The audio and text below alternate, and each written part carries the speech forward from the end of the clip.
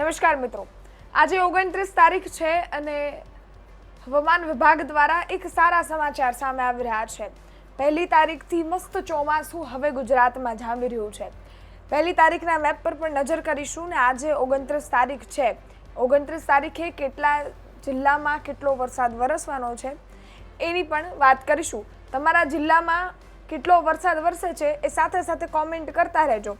કયા જિલ્લામાં વરસાદ વરસ્યો છે આગાહી પ્રમાણે હવામાનની એ પણ કોમેન્ટમાં જણાવજો। 29 તારીખની વાત કરીએ।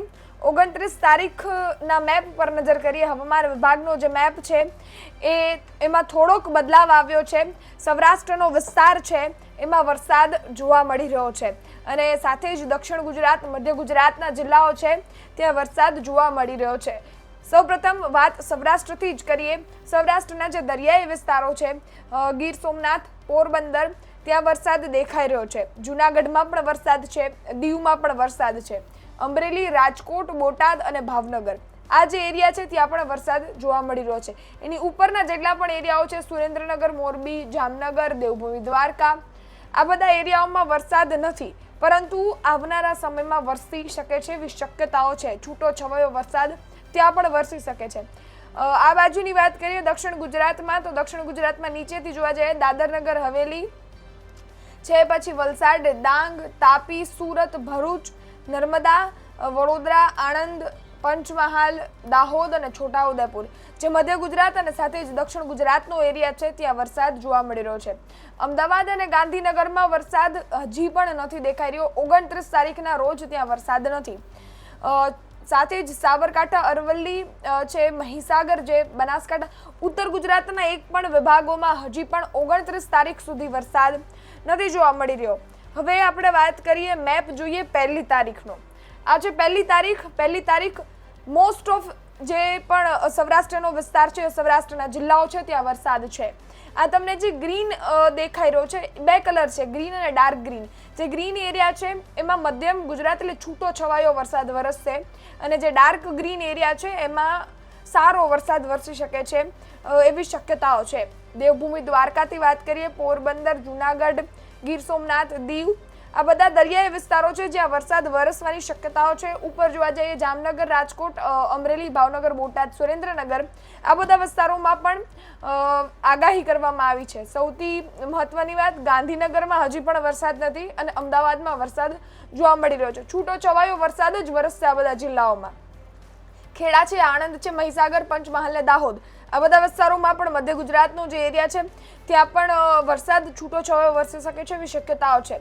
નીચે જોવા જઈએ છોટાઉદેપુર, નર્મદા, ભરૂચ, વડોદરા છે, સુરત છે, તાપી, ડાંગ, નવસારી, વલસાડ, દમણ અને દાદરનગર હવેલી દક્ષિણ ગુજરાતનો વિસ્તાર છે ત્યાં સારો વરસાદ વરસી શકે છે। મધ્ય વરસાદથી થોડો વધારે વરસાદ એટલે કે પવન સાથે પણ વરસાદ ત્યાં આવશે અને સાથે જ એ જે દક્ષિણ ગુજરાતનો વિસ્તાર છે ત્યાં ખૂબ સારો વરસાદ વરસી શકે છે એવી શક્યતાઓ છે। હવે હું જે રીતના કહી રહી હતી કે 1 તારીખ પછી ચોમાસું બરાબર જામશે, એ આ મેપ છે, આ 3 તારીખનો મેપ છે। 3 તારીખના રોજ હવે સરસ ગુજરાતમાં ચોમાસું જામશે અને મેઘરાજાની બધી જ જગ્યાઓએ એન્ટ્રી જોવા મળી રહી છે। જિલ્લો પણ આ વિસ્તાર છે જે લાઇટ ગ્રીન કલરથી ઢંકાયેલો છે ત્યાં છૂટો છવાયો વરસાદ છે અને જેટલો પણ ડાર્ક ગ્રીન એરિયા દેખાઈ રહ્યો છે તમને ત્યાં મધ્ય વરસાદથી થોડો વધારે હળવો વરસાદ વરસી શકે છે। એક પણ ગુજરાતનો એવો જિલ્લો નથી જ્યાં 3 તારીખ બાદ વરસાદ નહીં વરસે। બધી જ જગ્યાઓએ મેઘરાજાએ એન્ટ્રી લઈ લીધી છે।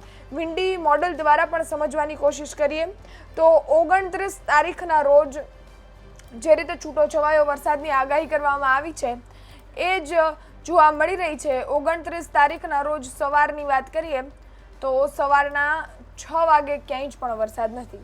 સવારના 6 વાગે છૂટો છવાયો વરસાદ એક વડોદરામાં દેખાઈ રહ્યો છે, ડેડિયાપાડા છે, નવસારી છે, બાકી ક્યાંય જ પણ વરસાદ જોવા નથી મળી રહ્યો। આગળ જોવા જઈએ તો 29 તારીખના સાંજે ઘણી બધી જગ્યાઓએ ફરી વરસાદ નોંધાઈ ગયો છે અને જે વરસાદ છે એ અહીંયાથી ગુજરાતમાંથી વાત કરીએ તો જામનગર છે, ખંભાળિયા છે, ઉપલેટા છે, જેતપુર છે, પાલીતાણા છે, મહુવા છે, ધારી છે, મોરબી છે આ બધા જ વિસ્તારોમાં વરસાદ છે એ વરસી શકે છે. સુરત છે, નવસારી છે, વલસાડ છે, વાપી છે, આ બધા વિસ્તારોમાં પણ વરસાદ વરસી શકે છે. 29 તારીખના સાંજની વાત છે. 29 તારીખે ઘણો વરસાદ છે. સાથે જ 30 તારીખે પણ વરસાદ બધી જ જગ્યાઓએ જોવા મળી રહ્યો છે. તમે જોઈ શકો છો, ખંભાળિયાથી લઈ, જામનગરથી લઈ, પોરબંદરથી લઈ અનેક જે સૌરાષ્ટ્રના વિસ્તારો છે જ્યાં બધે જ વરસાદ ફરીથી જોવા મળી રહ્યો છે. આ થઈ ગઈ 29 તારીખ. 30 તારીખની વાત. હવે 1લી તારીખથી જે વરસાદ જામશે એની વાત કરી લઈએ તો બધી જ જગ્યાઓએ વરસાદ ઓલમોસ્ટ તમને ગુજરાતના મેપમાં જોવા મળી શકે છે. અમદાવાદથી લઈ સુરેન્દ્રનગર, મોરબી, જામનગર, ઉપલેટા, જેતપર, જૂનાગઢ, પોરબંદર, મહુવા, રાજુલા, ધારી, આ બધા જેટલા વિસ્તારો છે સૌરાષ્ટ્રના ત્યાં પણ વરસાદ છે. દક્ષિણ ગુજરાતમાં પણ છે, મધ્ય ગુજરાતમાં પણ છે. પણ આ બધો જ વરસાદ 1લી તારીખ પછી, ખૂબ સારો વરસાદ છે એ 1લી તારીખ પછી વરસવાની શક્યતાઓ આગાહી હવામાન વિભાગ દ્વારા કરવામાં આવી રહી છે. અને સાથે જ આ બધા જ વિસ્તારોમાં 1લી તારીખ પછી ઘણો બધો વરસાદ બધા જ વિસ્તારોમાં જોવા મળી રહ્યો છે. આપણે જોઈ શકાયા છે કે આ બધા જે નીચેના એરિયાઓ છે ત્યાં તો કન્ટિન્યુ વરસાદ છે જ, જે દક્ષિણ ગુજરાતનો વિસ્તાર છે ત્યાં. પછી અહીંયા જે નીચે જે દરિયાઈ વિસ્તાર લાગે છે સૌરાષ્ટ્રનો, ત્યાં પણ વરસાદ જોવા મળી રહ્યો છે. આ વાત થઈ ગઈ 1લી તારીખ સુધીની, જ્યાં 1લી તારીખ સુધી વાત એટલે કારણ કે 1લી તારીખથી ખૂબ સારું ચોમાસું ગુજરાતમાં જામશે. વરસાદ છે એ આગમન કરશે. અનેક જિલ્લાઓ, અનેક એટલે ઓલમોસ્ટ બધા જ ગુજરાતના જિલ્લાઓ છે ત્યાં વરસાદ વરસી શકે છે. અને સાથે જ હવામાન નિષ્ણાંકો, હવામાન વિભાગ દ્વારા પણ આગાહી કરવામાં આવી છે. અને જેટલા પણ મેપના તમે આઇસોલેશન જોયા એમાં પણ 1લી તારીખ પછી ખૂબ સારો વરસાદ વરસી શકે છે. તમારા જિલ્લામાં 1લી તારીખ પહેલાં સારો વરસાદ વરસે કોમેન્ટ ચોક્કસથી કરજો. 1લી તારીખના વર્ષે તો પણ કોમેન્ટ ચોક્કસથી કરજો. ખેડૂતો માટે સારા સમાચાર છે.